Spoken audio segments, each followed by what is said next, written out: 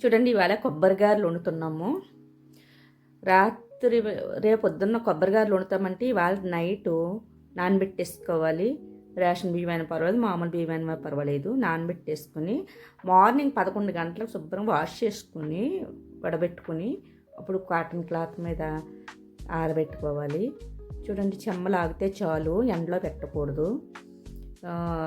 చక్కగా cotton cloth అయితే గమ్మున లాగేస్తుంది వాటరు. ఇప్పుడు చూడండి, తడి బియ్యం మిల్లుకి పట్టించాను, ఆడిచ్చి చక్కగా మెత్తగా ఆడారు చాలాని. ఇప్పుడు చున్నీ ఉంటుంది కదండి, మెత్తటి చున్నీ, ఆ చున్నీ వేస్ట్నికి కానీ పెద్ద గిన్నెకి కానీ కట్టేసుకొని ఇలా తాల్చుకోవాలి.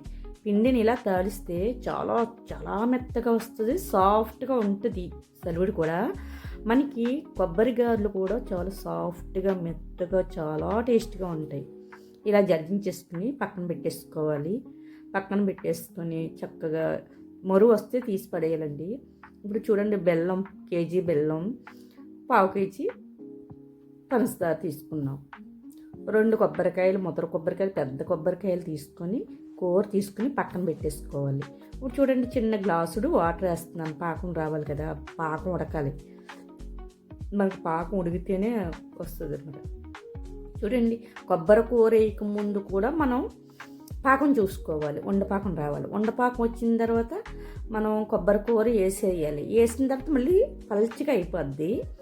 కొబ్బరి కూరతో మళ్ళీ పాకం రావాలి, ఉడకాలన్నమాట. ఉడికితేనే అదండి అసలు టేస్ట్. కొబ్బరి గారె అనేది అసలు టేస్ట్ అది. పాకం వచ్చింది, కొబ్బరి వేసేస్తున్నానండి. కొబ్బరి వేసేసి చక్కగా ముద్ర కొబ్బరికాయలు, 2 కొబ్బరికాయలు ఇలా తీసుకుని వేసేసుకుని మళ్ళీ చూడండి ఎలా పలుచగా అయిపోయిందో. ఇప్పుడు బాగా మళ్ళీ ఉడకాలి, ఉడికి పాకం రావాలి.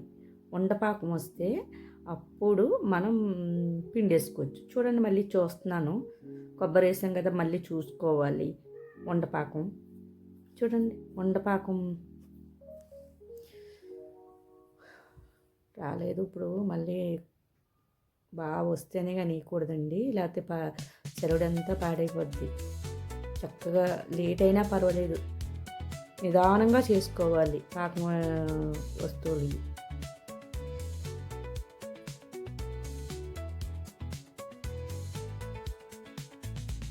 చూడండి, ఇదిగోండి ఇలా వచ్చింది పాకం. ఉండ వచ్చే చాలండి. కొబ్బరి కూర వేసిన తర్వాత మన పాకం వచ్చిందంటే మనకి సాఫ్ట్గా వస్తాయన్నమాట. చూడండి, అదిగో పాకం వచ్చింది కదా, ఉండపాకం. ఇప్పుడు మనం ఇలాచి పౌడర్ వేసేసుకొని కొంచెం నెయ్యి వేసుకొచ్చండి, చాలా సాఫ్ట్గా ఉంటుంది, బాగుంటుంది సలివిడి గట్టని. ఇప్పుడు నెయ్యి వేసేసుకుని ఒక్కసారి తిప్పేసి మనం పిండి వేసేసుకుని కలిపేసుకోవటం. ఉండలు లేకుండా నీట్గా కలుపుకోవాలి, కానీ కింద మంట ఉండకూడదు. అంటే నాకు ఇంకొకళ్ళు సపోర్ట్ లేక నేను దీని మీద పెట్టేసి వేసేసాను పిండి. చూడండి, ఇలా రావాలి. నేను ఆల్మోస్ట్ కట్టేసానండి, గ్యాస్ కట్టేస్తే నేను పిండి వేసుకుని కలుపుకున్నాను. ఇలా రావాలి. మరీ అంత ముద్దగా గట్టిగా ఉండకూడదు, అంటే వేడి మొలని చల్లారితే మళ్ళీ గట్టిగా అయిపోద్ది. ఇప్పుడు మనకి గారి విచ్చిపోద్ది గట్టిగా కానీ కలుపుకుంటే. అలా కలుపుకొని సాఫ్ట్గా చక్కగా చూడండి, ఆయిల్ వేసుకుని గారెలు వేసేసాను. ఫస్ట్ గారెలు అయినా సరే ఎంత విచ్చిపోకుండా ఎంత బాగా వచ్చినాయో చూసారా. స్టార్టింగ్ గారెలు అవి స్టార్టింగ్ వేసాను, బాగా వచ్చాయి. చూడండి, బాగా బ్రౌన్ కలర్ వేగిన తర్వాత ఇదిగోండి ఇలా వచ్చాయి. చాలా టేస్ట్గా ఉంటుందండి. ఓకే అండి, బాయ్ అండి. చూడండి, సాఫ్ట్గా వచ్చింది, చాలా టేస్ట్గా ఉంటాయి.